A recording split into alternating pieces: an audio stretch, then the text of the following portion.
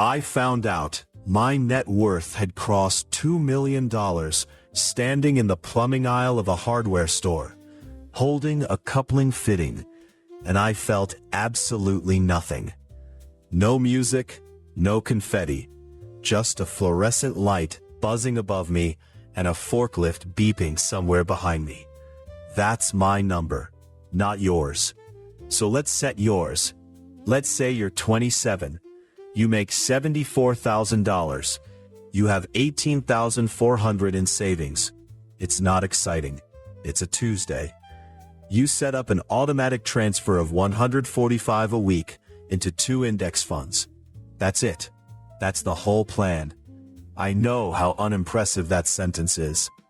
I did the same thing at 24, making $41,000 a year, in an operations job nobody would ever put in a movie. I kept the same transfer for 11 years. Not because I was disciplined, because I was stubborn and I said it and forgot it. This video is a simulation. You are the test subject. We're gonna run you from 27 to 41, and we're gonna check the numbers at 4 specific ages. You don't get to peak early. Neither did I. At 27, you're not rich. You're just someone with a paycheck and a plan that doesn't look like a plan. The $145 a week is about the size of a cable bill. Most people spend that on things they can't remember in 3 months. You're spending it on 2 index funds. The savings account is $18,400. That's not the investment account, that's just your floor. Here's what you'd think, and I thought it too for most of my life. If you have the money, and someone you love is drowning, the right thing to do is hand it over. Love and cash are the same instrument.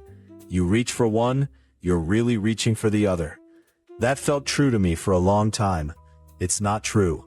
And the night I found out it wasn't true is where this story actually starts. But we're not there yet. We have to get you through your 20s first. Your 28th birthday comes and goes. Your 29th.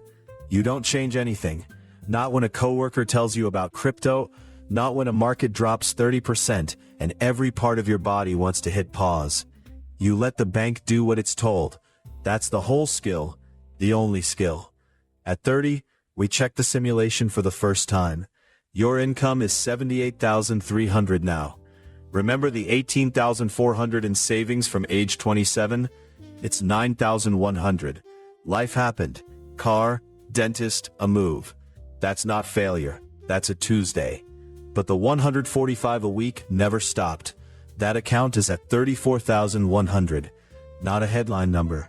Barely worth mentioning at a party. But it's real. You open the app maybe once a month. No scoreboard. No confetti.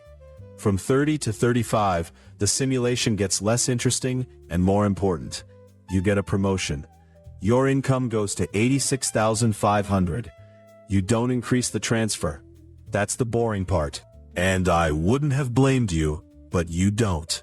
The savings account climbs back to $15,200. Remember the $34,100 in index funds at 30?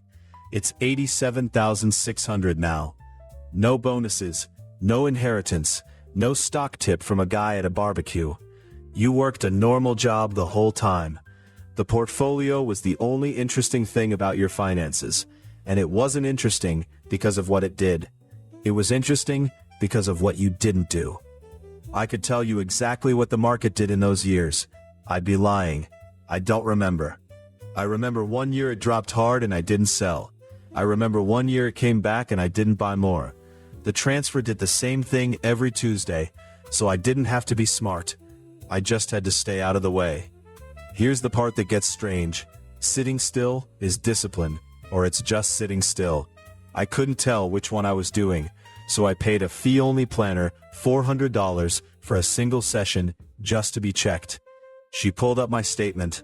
3 plain index funds, 1 bond fund, nothing exotic, nothing with a story attached to it. She looked at it for a while and said, "There's nothing here to fix." My number that day was $340,700. Her only real note, the only correction in 9 years, was that I'd been under-contributing for 2 years without noticing. That's the whole audit. If the mechanism worked that cleanly for me, Why couldn't I just hand someone the shortcut and skip their 12 years? That's the wrong question. It took me 6 Tuesday nights to figure out why. At 36, your version of Derek shows up. He sits at your kitchen table on a Tuesday and needs $40,300 by Friday, or his supplier is cutting him off for good. You have the money. It's sitting in an account you can move in 4 minutes. Phone in your hand, thumb over the button. You don't move it. You ask a question instead. He looks at you like you've insulted him. A question can be worth more to someone than $40,300 in an emergency. I didn't believe that either. Stay with it. The question isn't complicated, and it isn't clever. It's the same question you've been asking yourself every Tuesday for 9 years. It's not, how much can this make me? It's, would I still do this if it took 12 years and nobody ever noticed? That's the whole engine.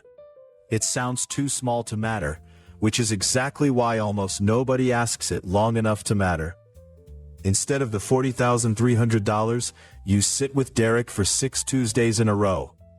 You go through his vendor contracts line by line and renegotiate his terms down by $6,100 a quarter. Not a rescue, just arithmetic. Cold coffee arithmetic.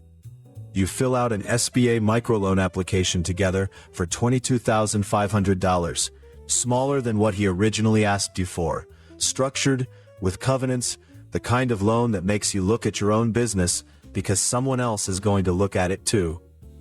You find a city small business grant worth $9,000 he didn't know existed. And the paperwork for that takes 4 sessions. Not one signature, not one grateful phone call. Just a slow, grinding series of forms neither of you wants to fill out. None of it solves the actual problem. You know that even while you're doing it. So what is the actual problem if it isn't the $40,300? The answer is the structure. Derek's supplier problem came back 8 months later. Different vendor, different number, same shape underneath it, because the shape was never the vendor. It was the business. Money handed to someone who isn't structurally ready for it doesn't fix the structure. It just speeds up whatever the structure was already doing. For better or worse. Usually worse. Usually faster. If you'd wired him the $40,300 that first Tuesday, he'd have been back at your kitchen table in 3 months instead of 8, asking for more. And you'd have handed it over again, because that's what the first check always trains you to do. I've been in that kitchen. I know what it feels like, and I want to be honest with you. It doesn't feel good. It feels quiet. Derek didn't hug you. He didn't thank you. He just looked at the spreadsheet and said, okay. You didn't feel like a hero. You felt tired. And the scene didn't end. It just got later. That's the part nobody puts on a poster. But the simulation keeps running. At 41, you're still sending $145 a week. Same amount, same Tuesday. Your income is $94,200. The savings account is $22,300. Remember the $87,600 at 35? Here's the number. $264,900. In your account, on your phone, in your kitchen. No music, no confetti.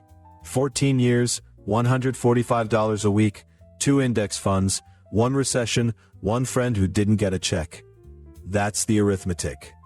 I found my own version of that number in a hardware store, holding a coupling fitting for a leak under my sink. My phone buzzed. Q3 portfolio summary. I stood there for a second. I felt nothing. That's the point. The number never announces itself because it was never built for a moment. It was built for years of the same question, asked on ordinary Tuesdays, long after it stopped being interesting to anyone, including me. Somewhere right now, you're being asked to choose between the exciting move and the boring, repeatable one. Maybe it's not $40,300 across a kitchen table.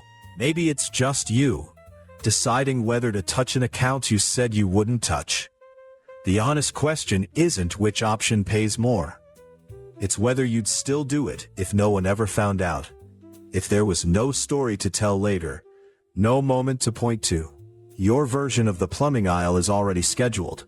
You just don't know the date yet. You won't get a warning when it arrives. The whole thing only works because it's boring. And boring is the one part nobody wants to copy.